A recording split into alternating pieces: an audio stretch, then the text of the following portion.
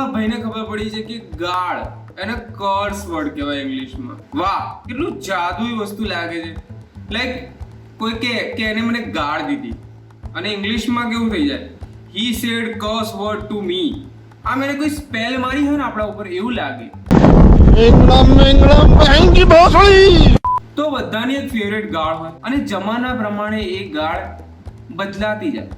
જેમ કે મારા મામાની ફેવરેટ ગાળ છે, એ બળધ્યા હોપાળા. સમજ પડે કે નહીં પડતી? ડફોડ શંખ. હા, અમુક લોકો નહીં ખબર પડે, અમુક મહેસાણા વાળા લોકોને જ ખબર પડશે કેમ કે મહેસાણી ગાળ છે. મહેસાણાની ગાળ તો સમજ્યા, વડોદરાની ગાળો તો અલગ જ છે. ટીકો. હવે મને છે ને પોકીમોન જોવામાં મજા નથી આવતી ભાઈ. પોકીમોન જોવું એમાં પીકા પીકા કરે, મારા મગજમાં કંઈક બીજું જ પીકા પીકા ચાલતું હોય છે. અને એમાં પણ મને ડિસ્ક્રાઇબ કર્યું મારા મિત્રે કે પીકી મતલબ નાની અને પીકા મતલબ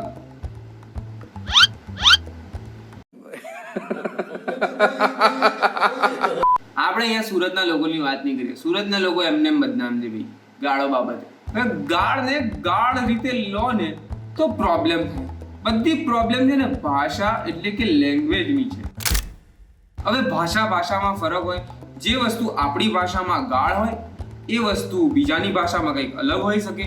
જેમ કે જર્મનીની અંદર કોઈ છોકરીનું નામ લોરા હોય અને એને આપણને બાય કેવું હોય તો આપણે એને શું કહીશું ખબર છે? લોરા. ચૂસ.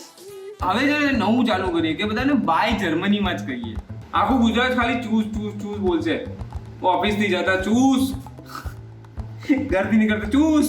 હવે જીવનમાં ઘણી જગ્યાએ ઘણી પરિસ્થિતિઓમાં મેં ગાળ બોલી હશે, પણ સામેવાળાને પણ જોવું પડે ને કે મેં કઈ પરિસ્થિતિમાં કે કઈ સ્થિતિમાં ગાળ દીધી છે અને કોને દીધી છે.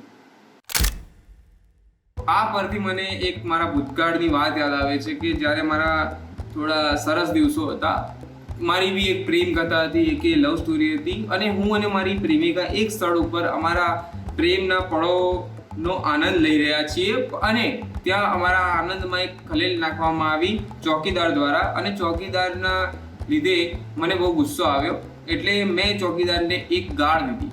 પછી ચોકીદાર દ્વારા અમને લોકોને આગળ મોકલી દેવામાં આવ્યા અને પછી પ્રેમિકા દ્વારા મને બહુ શિખામણ અને મને બહુ જ દાંટ પડી કે તારે આમ ના કરવું જોઈએ, તારે ગાળો ના બોલવી જોઈએ, તારે ગાળોનો ઉપયોગ વધારે ના કરવો જોઈએ, તારે ગાળોનો ઉપયોગ જ ના કરવો જોઈએ.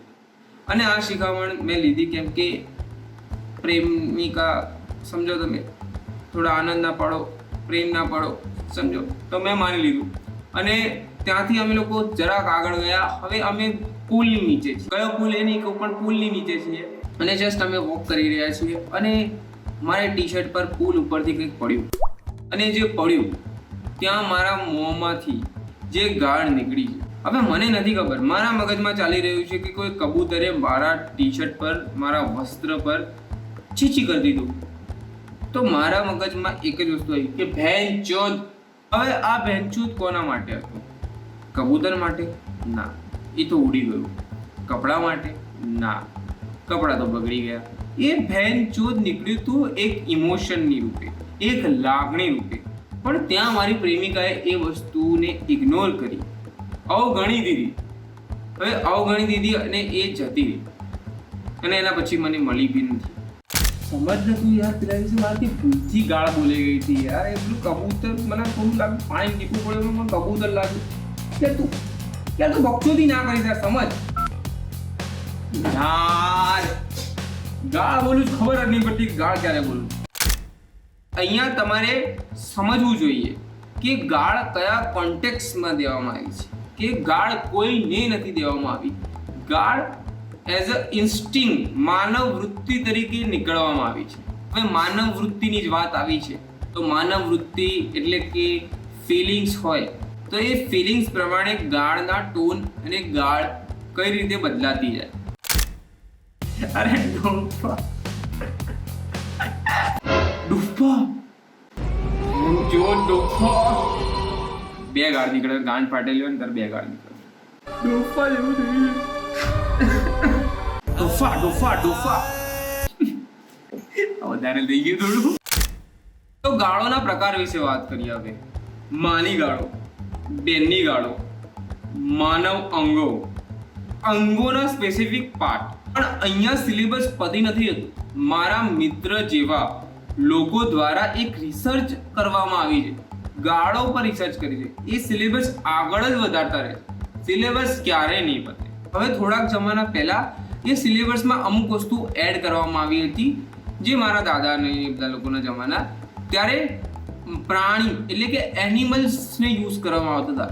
એ ગધેડા, એ કૂતરા, પડ્યો તો પછી લોકોએ એ લોકોના અંગોને એડ કરવાના ચાલુ કર્યા. જેમ કે ગધીની ગાળ હોય, આ તેના 5મો પગ મારીશ તને, કૂતરું એનો મમલી લે, ચકલીની ચૂથ જેવો છે. પણ અહીંયા બધી વસ્તુઓ પતી નથી જતી. મારા એક ગાઢ મિત્ર દ્વારા આ વસ્તુને આગળ લઈ જવામાં આવી છે. એને એશિયન્ટ જે પ્રાણીઓ, જે પ્રાચીન કાળના પ્રાણીઓ છે, એ લોકોને ભાઈ ગાળમાં એડ કરી લીધા. એને એક એવી ગાળ દીધી કે મારા કાનમાંથી અહીંયાથી એન્ટર થઈ અહીંયાથી બહાર જ ના નીકળી. એ ગાળ ડાયનોસોરનો મોં આપી દઈશ. યુનિવર્સ સ્ટોપ થઈ ગયું ત્યાં. યુનિવર્સ સ્ટોપ થઈ ગયું ત્યાં. ડાયનોસોરનો મોં આપી.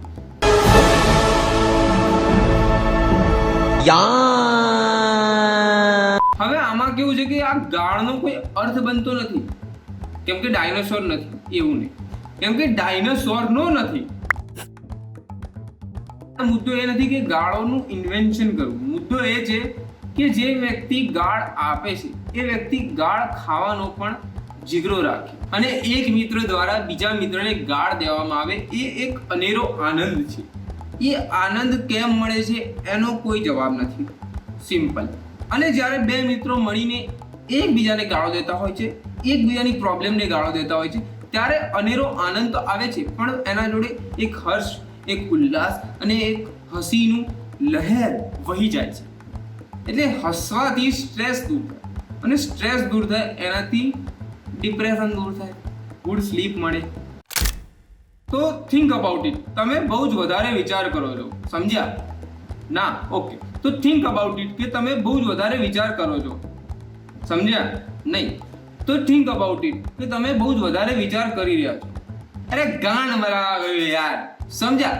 તો એક પેટર્નને બ્રેક કરવા માટે પણ ગાળનો ઉપયોગ થઈ શકે છે. ઓવર થિંકિંગને કિલ કરવા બેઝિકલી.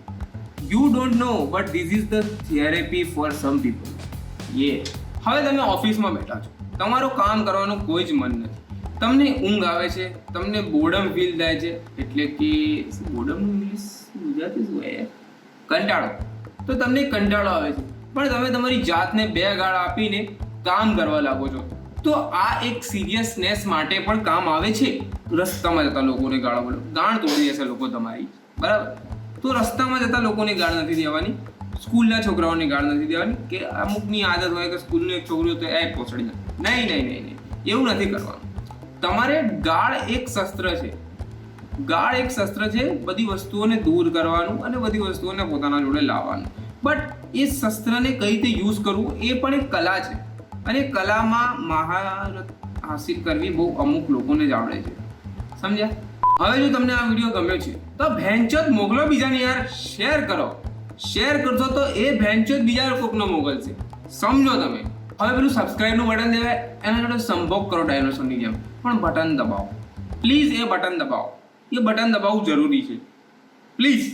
અને આ બધા મારા સોશિયલ મીડિયા હેન્ડલ્સ છે, ત્યાં મને ફોલો કરો, અને હું તમને મળું આવતા વિડીયોમાં. ત્યાં સુધી તમે આ વિડીયો જોઈ લો. ના હું તમને થોડી ગાળો દેતો તો, હું તો વિડીયો બનાવતો હતો, એમાં થોડી ગાળો. હવે ગાળો બોલતો સાંભળો તો સોસાયટીથી ગાડી મૂકીશ. ઓકે.